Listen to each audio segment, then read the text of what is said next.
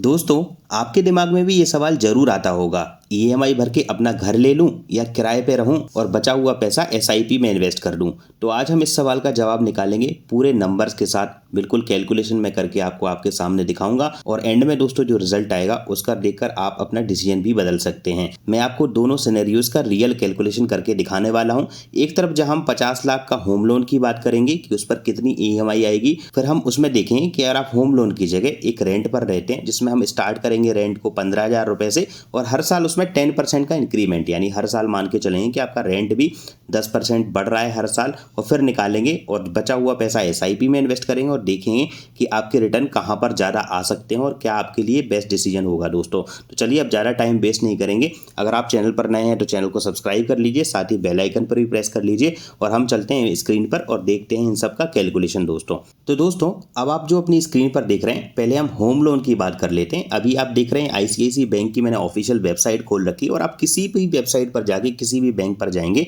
तो आपको आराम से होम लोन का ईएमआई कैलकुलेटर वहां पर मिल जाएगा। तो हम बात करने वाले हैं कि पहले अगर मान लेते हैं कि आप 50 लाख का होम लोन लेने वाले हैं। अब आप अपने हिसाब से, अगर आप किसी को 20 लाख का लेना है, 30 का लेना है, तो वो इसी तरीके से कैलकुलेशन करके देख सकता है और अपना डिफरेंस जो है वो चेक कर सकता है कि कितना आपका पैसा कहाँ पर ज़्यादा बन जाएगा। घर लेने का ऑप्शन आपके लिए ज़्यादा अच्छा ऑप्शन है होम लोन पर, या फिर अगर आप रेंट पर रहते हैं और फिर बचा हुआ पैसा एसआईपी में इन्वेस्ट करते हैं तो क्या बेस्ट रहेगा आपका। तो चलिए मैं यहाँ पर लेके चलता हूँ कि 50 लाख रुपए का आप होम लोन लेने वाले हैं। तो मैं यहाँ पर देख सकते हैं कि 50 लाख रुपए मैंने यहाँ पर फिल कर दी कि अमाउंट 50 लाख का लोन है। अब जनरली आप अगर देखेंगे आज के टाइम पे होम लोन की इंटरेस्ट रेट, तो मिनिमम जो इंटरेस्ट रेट दोस्तों आज पहुंच चुकी है वो 8% है। तो मैं आपको 8% के हिसाब से ही कैलकुलेट करके दिखाऊंगा। आप जहां पर भी होम लोन लेने की सोच रहे हैं, आपको इंटरेस्ट रेट पता होगा तो वो डाल के देखिएगा, लेकिन मैं आपको मिनिमम होम लोन की जो इंटरेस्ट रेट है उस पर ये कैलकुलेशन करके दिखाऊंगा ताकि आपको कॉन्फिडेंस रहे कि मेरे लिए क्या बेस्ट डिसीजन हो सकता है। तो आप देख सकते हैं कि मैंने यहाँ पर इंटरेस्ट रेट फिल कर दी 8%।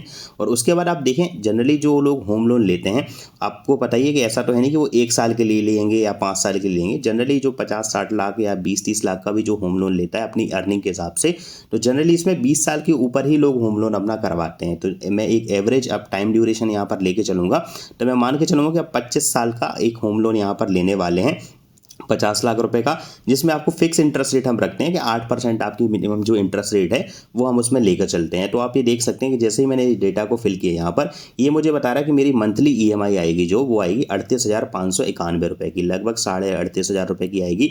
इसमें आप देख सकते हैं कि प्रिंसिपल मेरा 50 लाख रुपये रहेगा, यानी 50 लाख का मैंने लोन लिया था तो 50 लाख तो प्रिंसिपल, और मैं इस ड्यूरेशन में जो टोटल इंटरेस्ट पे कर दूंगा वो हो जाएगा लगभग 65,77,000, यानी कि जितना आपने लोन लिया था उससे ज़्यादा तो आप इंटरेस्ट ही पे कर देंगे।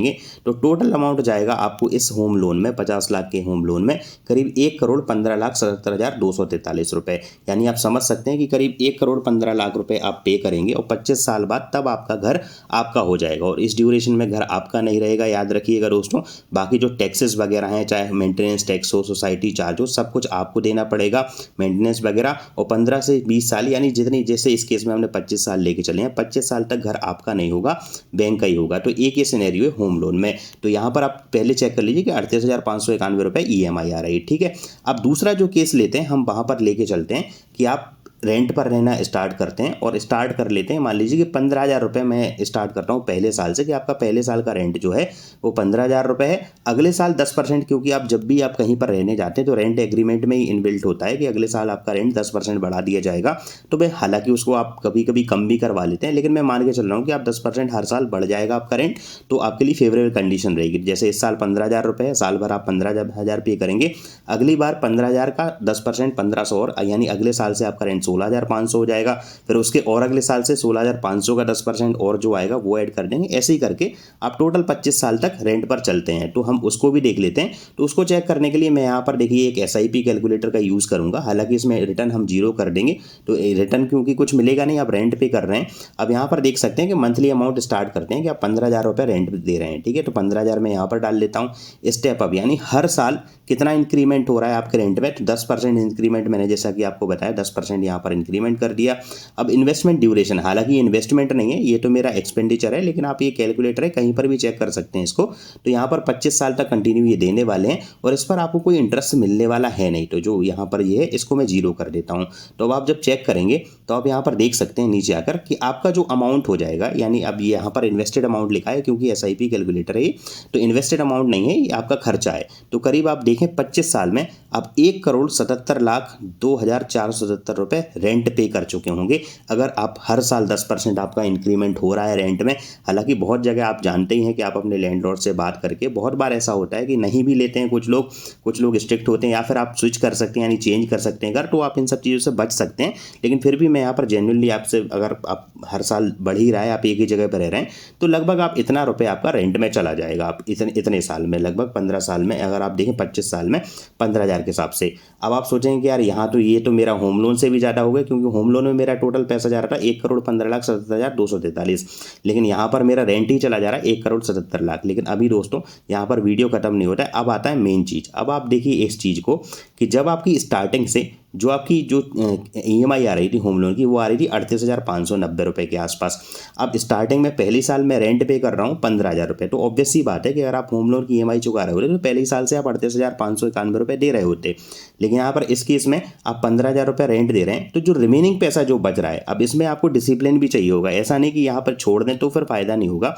तो 38,591 में से जब हम 15,000 को माइनस करेंगे, तो एक बार मैं आपको दिखा देता हूँ कितना रुपये आ रहा है। तो यहाँ पर 38,591 माइनस कर देते हैं 15,000, तो ये करीब आ रहा है वैल्यू 23,591। तो 23,591 रुपये आपको पहली साल से बच रहा है। तो अब आपको करना क्या है, 23,591 रुपये की फिक्स आप एक SIP करिए 25 साल तक की, 25 के लिए। अब सीधी सी बात है, जो पैसा मेरा बच रहा है होम लोन से, रेंट में पे ही कर रहा हूँ, तो 23,591 रुपये आप यहाँ पर मंथली SIP कर रहे हैं। ठीक है, SIP में डाल रहे हैं, वो भी उस फंड में डाल रहे हैं। जैसे आप अगर पास्ट में देखेंगे तो इवन इंडेक्स फंड में भी देखेंगे, निफ्टी में भी देखेंगे, तो या फिर मल्टी एसेट में देख लीजिए थोड़ा सेफ्टी के लिए। तो पास्ट में जो रिटर्न रहे हैं दोस्तों, वो लगभग 12% के तो रहे हैं, आप जाकर चेक भी कर सकते हैं। और ऐसी उम्मीद रहती है कि आगे भी ऐसे ही चलेगा, क्योंकि लॉन्ग टर्म में ये रिटर्न मिलना पॉसिबल भी होता है, हालांकि गारंटी तो नहीं होती। लेकिन हाँ, अब दोस्तों अगर आप देखें ओवरऑल आपके पास जितने भी इन्वेस्टमेंट इंस्ट्रूमेंट हैं, चाहे FD, bank account, gold, real estate, उनमें अगर देखें तो पास्ट में मार्केट ने रिटर्न्स बीट किए हैं। तो ये अगर हम 12% लेके चलते हैं इसको, तो एक्सपेक्टेड रेट ऑफ रिटर्न अगर हम 12% डालते हैं, यानी सेफर थोड़ा देखते हैं लार्ज कैप में या फिर मल्टी एसेट्स फंड्स में, तो हम 12% यहाँ पर रेट लेके चलते हैं। और इसको हम कंटिन्यू करेंगे कब तक, 25 साल तक। अब आपके पास मन में एक सवाल और आ रहा होगा कि मेरा रेंट भाई 15,000 इस बार है, तो अगले साल से थोड़ा ज़्यादा हो रहा है, तो मेरा तो जो होम लोन की जो EMI थी उसमें से तो और कम पैसा इन्वेस्ट होना चाहिए। लेकिन यहाँ पर कैच बस यही है दोस्तों, ये चीज़ याद रखनी कि ऑब्वियसली जैसे जैसे आप काम करेंगे तो हो सकता है आपकी सैलरी भी बढ़े, लेकिन आपका रेंट तो फिक्स हो गया, वहाँ पर 10% ही बढ़ रहा है। तो इस अमाउंट को अगर आप फिक्स करेंगे तो इसमें तो कुछ चेंज आ नहीं रहा है, वहाँ पर आप रेंट में थोड़ा एडजस्ट करिए। तो यहाँ पर 23,591 रुपये की SIP करेंगे, 12% के रेट हमने देखी है इंटरेस्ट रेट है, और इन्वेस्टमेंट ड्यूरेशन यानी 12% का आपको रिटर्न मिलता है अगर, और इन्वेस्टमेंट ड्यूरेशन 25 साल है। अब अगर आप इसको चेक करेंगे तो आपका इन्वेस्टमेंट अमाउंट जो है वो टोटल देखेंगे कि आप यहाँ पर इन्वेस्ट कर चुके होंगे 70,77,000 रुपये के आसपास, यानी 71 लाख के आसपास आपका इन्वेस्टमेंट। अब अगर इसकी फ्यूचर वैल्यू देखेंगे इस रेट के हिसाब से म्यूचुअल फंड की, तो ये वैल्यू निकल के आ रही है दोस्तों 4.48 करोड़ रुपीज़। यानी कि समझ रहे हैं आप कि आपने रेंट जरूर पे कर दी है, यहाँ पर टोटल आपका कितना चला गया, 1,70,00,000 रुपये गया। इससे तो कोई मतलब ही नहीं रहा मेरी ये अलग से SIP चल रही थी, जितनी मैं होम लोन की EMI पे कर रहा था, उसकी जो रिमेनिंग पैसा बच रहा था रेंट को हटाने के बाद, उसकी मैंने फिक्स एक SIP कर दी, इंडेक्स फंड वगैरह में डाल दिया। अगर मुझे 12% का रिटर्न मिलता है और अगर किस्मत अच्छी रहती है, यानी मार्केट अच्छा परफॉर्म करते हैं, तो ये कभी कभी 1% ही बढ़ा तो आपका रियलिस्टिक यहाँ पर बहुत ज़बरदस्त चेंज आपको देखने को मिलेगा। जैसे कि future value of investment 4.48 crore. अब आज जो आप घर लेने वाले हैं होम लोन में, जो 25 साल के बाद आपका होगा, ऑब्वियसली उसके लिए आप 1,15,00,000 पे कर चुके होंगे, लेकिन रियल में आपने मान लीजिए वो 50 लाख का खरीदा है। अब 25 साल बाद अगर आप फ्लैट खरीद रहे हैं या फिर कहीं अगर लोकेशन सही नहीं हुई, तो आप खुद जानते हैं, आप अपने फादर से या घर में जो बड़े हैं उनसे बात करिए कि कितना उसका एप्रिसिएशन हो सकता है, कि जो 50 लाख की चीज़ है वो मैक्सिमम मुझे लगता है कि 20-25 साल बाद अगर देखेंगे तो वो भी 2-2.5 करोड़ के आसपास तक की रही होगी, जिसमें से 1,15,00,000 रुपए ऑलरेडी आप इंटरेस्ट साइड चुका चुके हैं। तो अगर उसकी रियल वैल्यू देखेंगे तो आपको 2 करोड़ के आसपास ही देखेगी। लेकिन यहाँ पर आपका फ्यूचर वैल्यू ऑफ इन्वेस्टमेंट है जो हो जा रहा है वो है 4.48 करोड़। अगर चीज़ें ठीक रहती हैं, यानी रिटर्न अगर अच्छे मिलते हैं, अगर इसको 1% एक्स्ट्रा रिटर्न अगर यहाँ पर जनरेट हो जाता है तो आप चेक कर सकते हैं यहाँ पर कि 12 की जगह इसको यहाँ पर, चूंकि ये म्यूचुअल फंड सही है यानी एएमएफआई का ही कैलकुलेटर है, तो इसकी जगह मैं आपको यहाँ पर चीज़ें दिखाऊंगा तो आपको ज़्यादा एक आइडिया लग जाएगा, क्योंकि वो जहाँ पर 12% से ज़्यादा का रिटर्न नहीं दिखा रहा है। तो यहाँ पर अगर हम देख के चलते हैं कितने की एसआईपी चल रही थी, 23,591 की। तो अब मैं यहाँ पर 23,591 रुपये डालता हूँ और स्टेप अप को कर देते हैं 0, क्योंकि एसआईपी फिक्स कर दी मैंने यहाँ पर, तो स्टेप अप में कुछ कर ही नहीं रहा। और अगर 12 की जगह 13% अगर हम इसको लेके चलेंगे तो आप देख सकते हैं कि ये वैल्यू जो हो जा रही है वो लगभग 5,35,00,000 रुपए। तो एक एक साल आपका बहुत ज़्यादा वैल्यू क्रिएट चेंज करेगा। इतना आपका फर्क उसमें नहीं आएगा, आपके घर में नहीं आएगा कि एक साल में 1 करोड़ रुपए प्रॉपर्टी की कीमत बढ़ जाए, ये बहुत मुश्किल हो जाएगा। एक एक साल में एक एक परसेंटेज में यहाँ पर बहुत सारा चेंज आपको म्यूचुअल फंड्स में यहाँ पर देखने को मिल सकता है। तो आई होप आप समझ सकते हैं कि यहाँ पर 12% के हिसाब से ही 4.48 करोड़ है। और यहाँ पर होम लोन आप चुका रहे थे जो करीब 1,15,00,000 जा रहा है, यानी ईएमआई आपका ऑब्वियसली आज से ही ओवरबर्डन बढ़ने वाला है, क्योंकि रेंट तो आपको 15,000 ही चुकाना है आज से, तो आप पे बर्डन भी कम है और वो पैसा इन्वेस्ट करेंगे तो आपका ग्रो हो सकता है। और एसआईपी में एक और अच्छी चीज़ ये होती है म्यूचुअल फंड में दोस्तों, कि इसको आप कभी भी, जब आपको बहुत ज़्यादा अगर कभी नीड जाए, हालांकि इसको ब्रेक मत करिएगा, नहीं तो ये फिर रूल का मतलब ही नहीं रहेगा। तो ये पैसा कभी भी आप निकाल भी सकते हैं।